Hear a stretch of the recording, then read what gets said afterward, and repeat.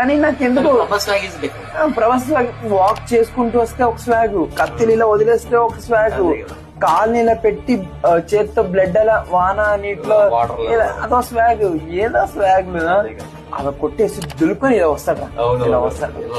Just walk రాది, అదేం fight కాదు, కొట్టేది కాదు.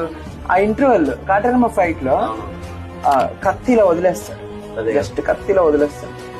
పిచ్చెక్కిపోయా నాకు విషయం పొడిచినప్పుడు కూడా అంత ఎక్కిలే. కత్తిని ఇలా వదిలేస్తాడు, ఆ బ్లడ్ చేతికి బ్లడ్ ఉన్న హ్యాండ్స్ లో ఇలా వదిలేస్తాడు.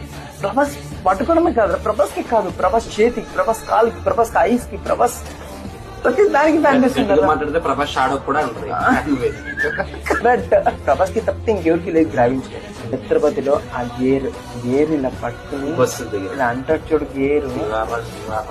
బాహుబలిలో కట్టపాల కత్తిస్తుంటే ఇలా అప్పుడు ఇలా ఉంటాడు, అప్పుడు ఇలా టచ్ చేసి కత్తి చేతిలో పట్టుగానే అప్పటి నుంచి కత్తి కూడా ఎలివేషన్ వస్తుంది, కత్తి కూడా ప్రాణం వస్తుంది. అదే కదా, అలా అలా ఇలా తీసుకుంటాడు, ఆ బ్లడ్ ఇంకా దిగుతుంటది, ఒక డ్రాప్ తీసుకుంటది.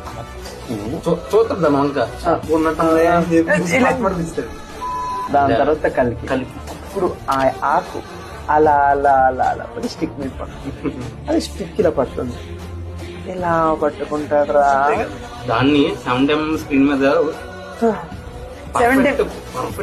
70mm మీద కూర్చున్నా సరిపోదురా ప్రభాస్, 70mm మీద కూర్చున్నా సరిపోదు. Example rebel